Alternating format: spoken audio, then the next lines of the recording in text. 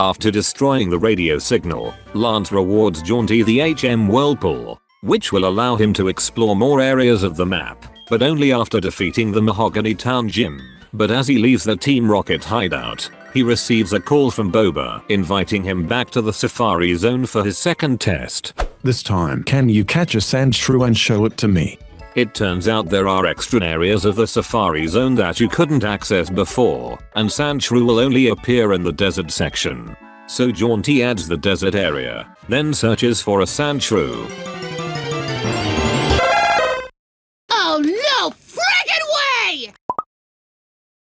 Well, ain't that a bitch? You could have caught a Cubone if this area was available the first time you got here, but I guess now you'll just have to miss out. Unless... No, you're not bending the rules again. I already let you re-catch Dickin. Now what am I supposed to do? Nuzlockes are meant to be hard and unforgiving, but I guess since this area wasn't available before, it technically is a new one. But I don't know. It feels like cheating to make that decision now just because we ran into a Cubone. We need a way of leaving things up to chance. Let's flip a coin.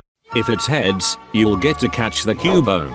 If it's tails, you can keep the sand shrew you have to catch as a consolation prize.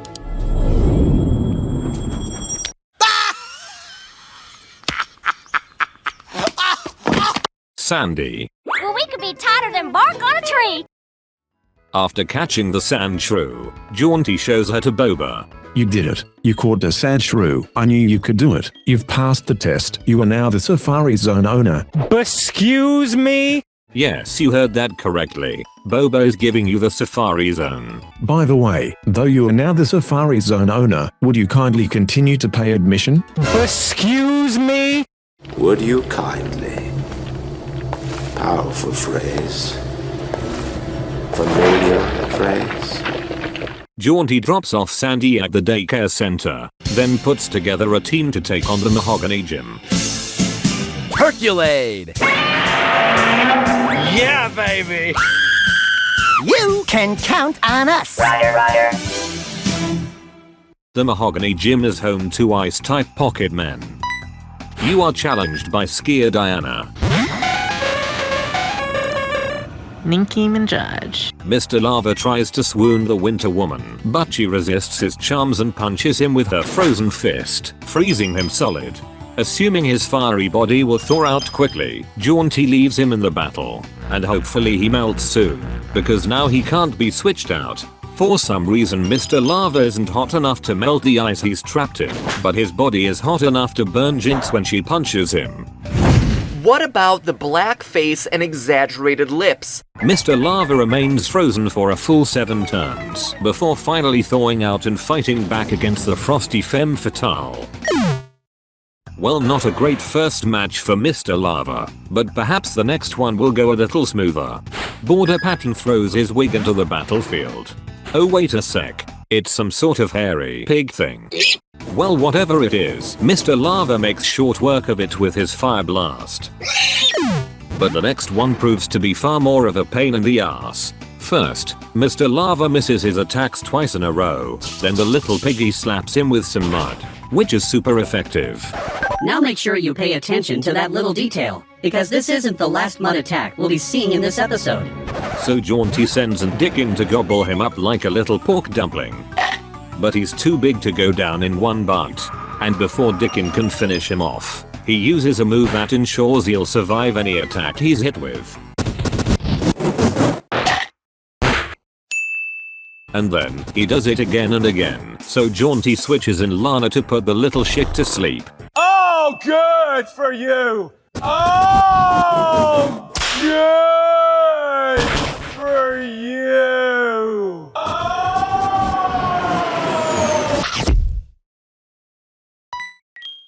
Sleep.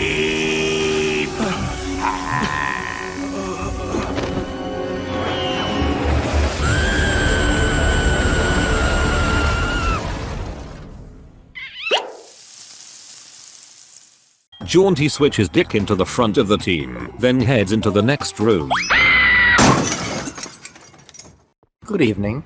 When skier Jill isn't skiing, she likes to carve ice sculptures of mermaids. They're not mermaids, they're dugongs! And thanks to Dickin, this one is dugong. Border DeAndre sends out an adorable little seal. Oh, you are so cute! Yes, you are! I just love you! Dickin's bite attack has the added benefit of causing opponents to flinch. And after eating his way through all of DeAndre's Pokey Popsicles, Dickin's teeth freeze, allowing him to use the move Ice Fang, which can cause opponents to flinch or freeze. Ow! Ow! Ow! Ow! Ow! Ow! Dickin's Ice Fang will be useless in this gym, but he's not a fan of shellfish anyway, so Jaunty sends in Roger to finish them off.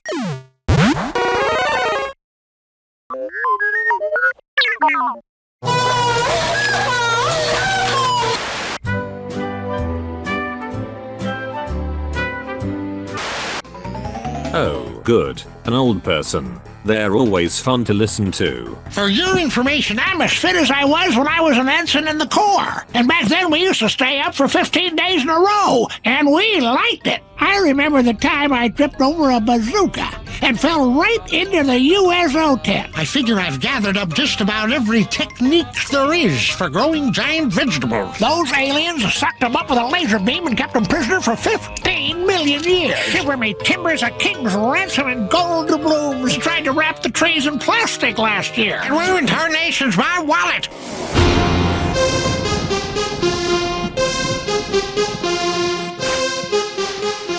You are challenged by leader Price. He starts by sending out a snack for Dickin, and after taking a few bites, and even causing it to flinch, Leader Price decides to slow things down by using a hypo potion, so Dickin takes this opportunity to cook his meal before eating it. But before he can finish his dinner, Seal takes a nap, restoring its health once again. Knowing none of Dickin's moves will kill this little shit before he recovers again, Jaunty switches in Lana Del Rey, and if Seal wants to spend his turn sleeping, then Lana will use that time to prepare an attack he has no chance of surviving.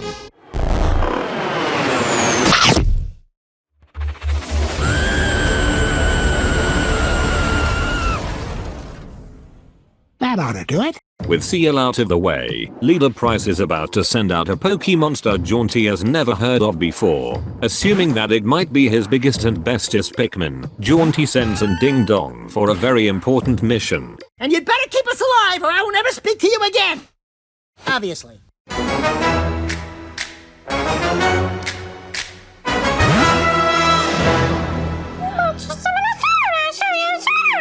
No, it's not Cousin It from the Addams Family. It's some sort of pig mammoth thing. And if it's hiding a citrus berry under all that hair, Ding Dong is gonna find it with their new move Thief.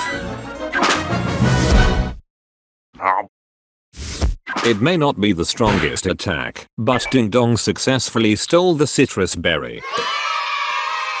Now we just have to hope they survive Pillow Swine's attack.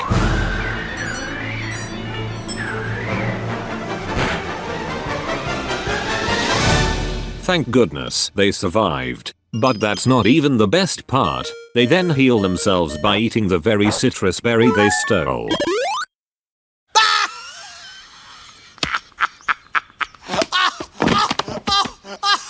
Jaunty isn't sure what type this woolly weirdo is, but surely it's flammable, so he sends in Mr. Lava.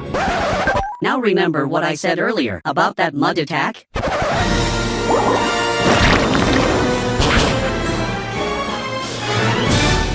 Damn it, Dex, you little shit. You had me worried there. Well, not wanting to risk losing our fiery friend, Jaunty switches in Hercules to use Pillow Swine like a fluffy punching bag, as long as he can handle the cold.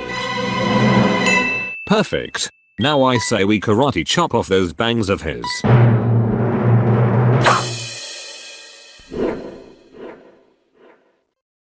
I can see!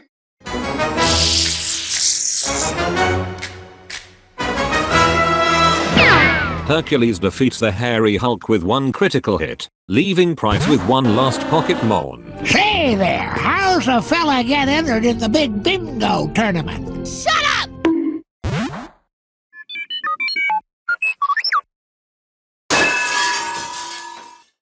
Let's go. They do what they wanna do, say what they wanna say, live how they wanna live, play how they wanna play, dance how they wanna dance, kick and they slap a friend.